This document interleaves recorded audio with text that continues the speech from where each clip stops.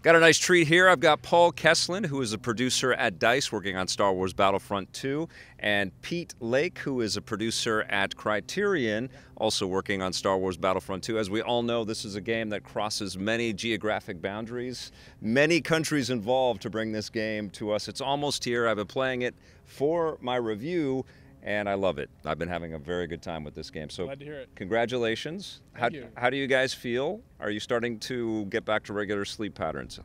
Not at all. Having traveled over here from Stockholm, actually, it throws you off a little bit. Plus, with our commitment to a live service, there is still plenty more to do as soon as I get back. Yes. Always more stuff to do. Cool. Well, tell me how Criterion fits into the mix on making this game. You guys have a very specific sort of area that you have to focus on, yes? Yeah, absolutely. At Criterion, we're bringing our kind of heritage with vehicle play together to deliver the Starfighter Assault game mode and all the vehicles across the game. So the Starfighters you fly in campaign and everywhere else in multiplayer, that's all made in the UK. So. Cool. And did you plan it so that a vehicle would cross just as you were answering that question? I did. I think it's quite important to bring that kind of sense of authenticity. The game is all about authentic, everywhere we go. It's amazing. And you didn't even have to get a Criterion audio director to build that sound for you. It was just there. He'd better tell me what type of plane that was though. Okay, so the Starship Assault? That Starfighter Assault, Assault is a big new game mode building on the in Battlefront 1 we had Fighter Squadron that was kind of a dogfighting kind of game mode. Starfighter Assault, we're bringing a massive asymmetric objective-based game mode with classes of starfighters and narrative stories through the missions. You've been playing. It's been great fun for us to develop. That's my favorite part of the game. Yes. Yeah, no, no offense to the rest of all of the work. I love it too, actually. It's one of my favorites. So. It's just, you're just thrust into the combat flight sequences from the movies in such an elegant way. So hats off to Criterion. You guys really kicked ass with this. Thank you very much. It's been a huge drive for us to try and deliver across the whole game something that feels authentic to the fantasies we all had growing up, I think. Okay, well that's me being nice. Okay. Now, and this is another Criterion question. I loved the VR mode in Star Wars Battlefront 1. It was fantastic. And everybody's asking you about this today, but where is the VR in Star Wars Battlefront 2, and wouldn't that mode that you guys just made be the perfect VR game unto itself? It could be quite amazing, but I think we've been a little bit busy making Starfighter Assault and all the vehicles across Battlefront 2, so that's where our focus has been. Okay. So that's where we are right now, so who knows what it stands for in the future. Ooh, that's nice. Okay, so you've left an open door for us. There's a possibility that more may come. Yes. Good to hear you enjoyed it, though. All right, very nice. Now, Paul, yes? Yep. Okay, Paul and Pete, you guys are trying to confuse me, but I'm getting it. Paul, you said something very similar to what Pete just said there about the open door. You've got to go home now and keep working on this game. You've put a ton into this game. It feels like really you won't need a Star Wars Battlefront 3. You can just keep adding the pieces that maybe didn't make it into this one at launch. I mean, I think that who knows, to Pete's point earlier, who knows what the future brings, but there's so much more that we can do that we know players are going to ask for. Yeah. They're already asking for some of it. Yep. And then where do we take it? What features, what content do we want to add? So taking player feedback into account, knowing what has come from Star Wars in the past, whether it be TV shows, comic books, etc., and what's coming in the future. Right. Plenty of opportunities for us to start exploring and expanding upon what we've already put out there. Yeah, it'd be pretty cool to see a DICE envisioned take on the Star Wars Rebels cast of characters or something like that. That would be, that's a definite challenge that we're interested in, simply because what does it take to take a very graphically solid character and make it a more photorealistic looking character? Yeah. How would we do that? Where do we even begin? So it'd be a challenge if we decided to go down that road, but who knows? I'm blown away by how much Boss kicks ass in this game. I was not expecting him to be such an awesome character. Yeah. He's a solid one. You're not the first person to tell me that. Yeah. One thing I'll say is, kind of like the Predator in this game. Yeah, I know, right? Yeah. I mean, that's kind of, I think, maybe that's some of their inspiration. I'm not really sure. I'd have to ask our friends at Lucasfilm. But for me personally, I love dark side characters. I'm an Empire fan. Yeah. I really enjoy playing all of the lightsaber wielding villains. Yes. They're great. Yeah. But on the light side, I will admit to having a heck of a lot of fun with Chewbacca. Yeah.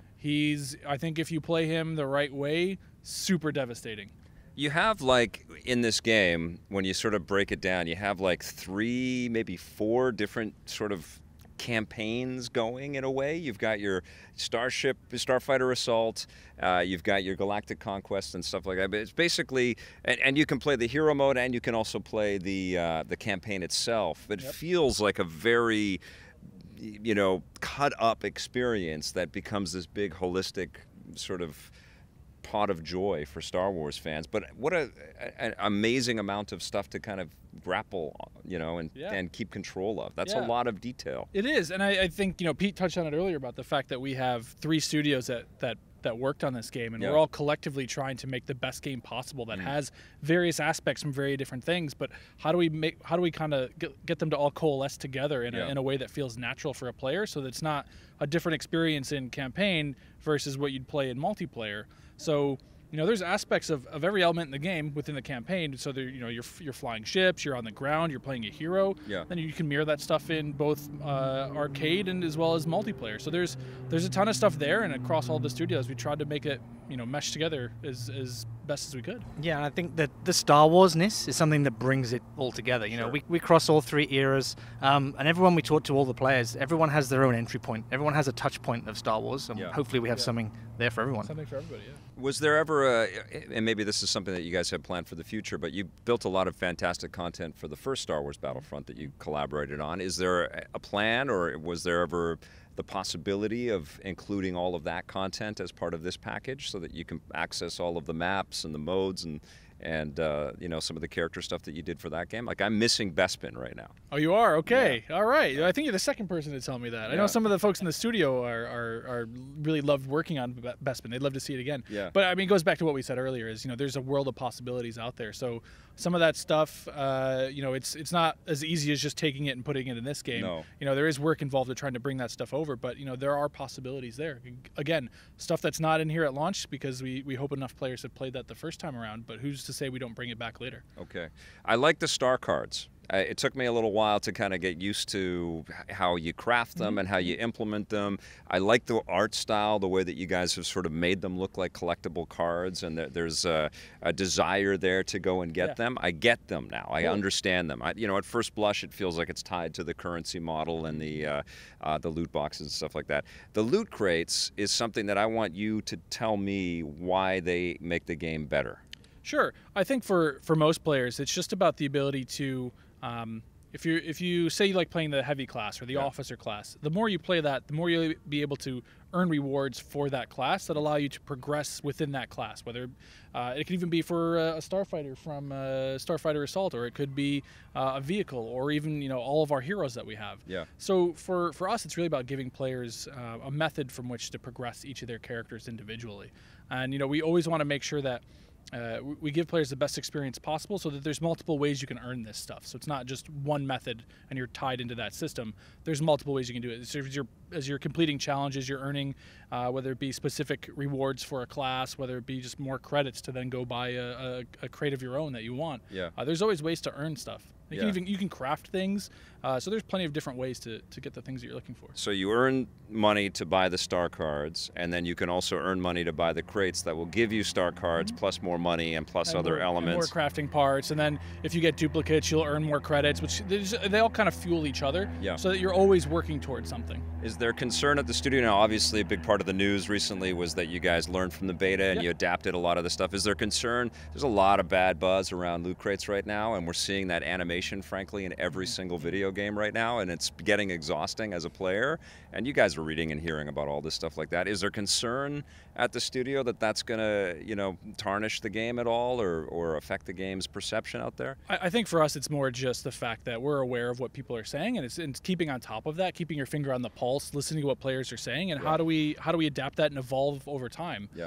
So for us, as we continue to listen to players and take their feedback, something that we did from the first game into creating this game, we can just continue to do that. And, you know, we'll if something doesn't feel right, or if something seems out of balance, you know, there's opportunities for us to continue to make patches, make server-side tweaks to try to keep everything back in balance. So I think it's just us working with fans to make the best experience possible. And I guess that's part of what live services is all about, Absolutely. right? Absolutely. That's the intent, is to have that constant ongoing communication with players, constantly updating the game, keeping it fresh, adding new things, tweaking things that aren't working right or maybe working too well. Yes. So, that's our intent going forward. You guys have a season kind of planned of content. Is there, a length of time for we can expect that season to be committed to? Or is there multiple seasons sort of in the pipeline? Right now, we're only going to be talking about the first one, which Yeah. will last a fair period of time. I think we'll release more of that information as time comes going forward. But our intent again going forward is to have players experience content for a certain period of time.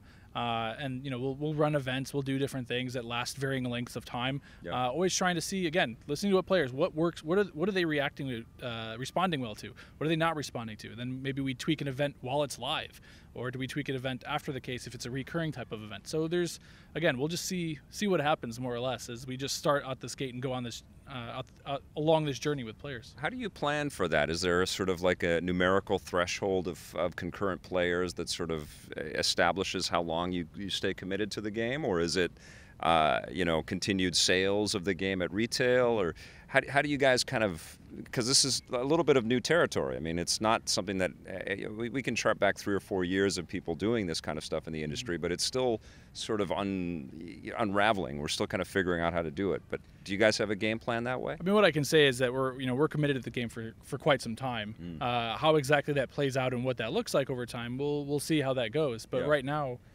not much more to add other than we'll continue to support the game for quite some time regardless. It's a fluid thing now, right? It Making is. a game, it's basically day one starts when you ship it in a way. That's just the beginning. It's just the beginning of the game. Yeah.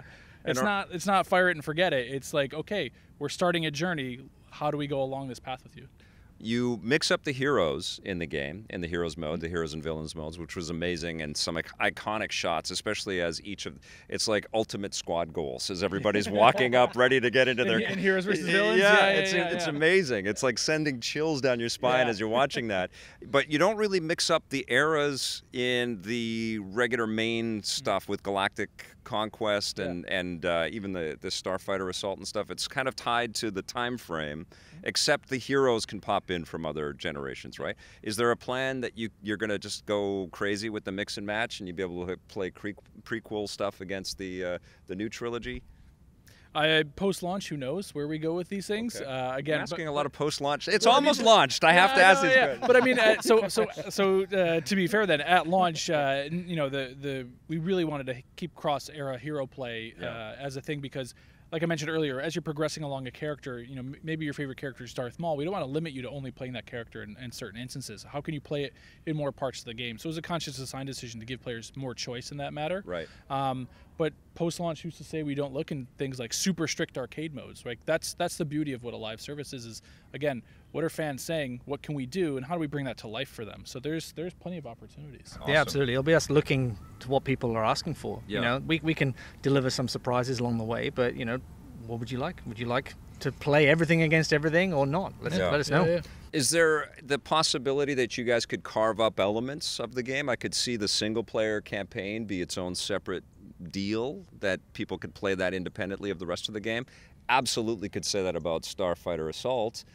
Is that something that you guys are, potentially looking at? I see Starfighter Assault and I think of all the arcade games that we play right now related to Star Wars, and that just kicks all of their asses. It'd be amazing to walk into a location-based entertainment center and you're able to play that component of the game. What we're looking at right now is how Star Wars as a thing, it needs to deliver a number of different fantasies to be Star Wars. Yeah. You want to be the ace fighter pilot. You want to be the hero on the ground with a lightsaber. You want to be the trooper. You want to have a story. Those are things that Star Wars itself brings. Yeah. And with Battlefront 2, we're trying to make sure we deliver that out of the box. Right. But however you want to approach Star Wars, whether you've grown up with the Clone Wars TV series, you can jump in and you can fly Yoda Starfighter that's only been in that TV series before. Yeah. Or if you've grown up with you can be Darth Vader if you're an Imperial follower for the last 30 years. So, That's right. taking any one piece out sometimes stops it being Star Wars. So we wanted to make sure we offered that buffet of Star Wars goodness. Relating the Star Wars being something for everybody, it is such an iconic piece of cinematic entertainment that really does mean something to everybody out there. You could just unlock everything and make it all available to people that may not be shooter fans or people that may not be attuned to game progression and stuff. Was that ever something that you guys thought about? as something for the game, basically saying, yeah, it's all available to you. Every star card, every hero, you don't have to unlock anything.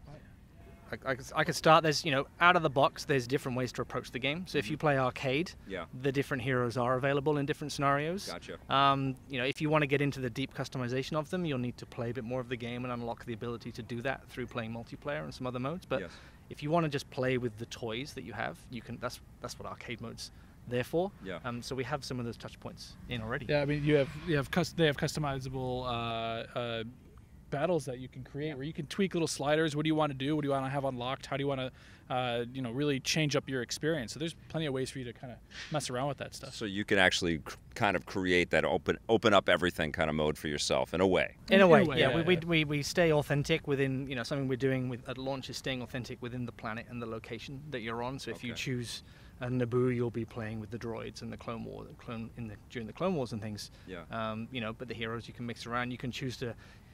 It's a great training ground, so you could choose to only play against heavy troopers, and you can only be a hero. So you can start testing yourself in different scenarios that you might want to get better at, try out your different star cards and things, so it's a great place to play. Now what about going the other way for the hardcore players out there that want to be able to get prone on the ground and get behind a sniper rifle and have more than one weapon to choose from at a time?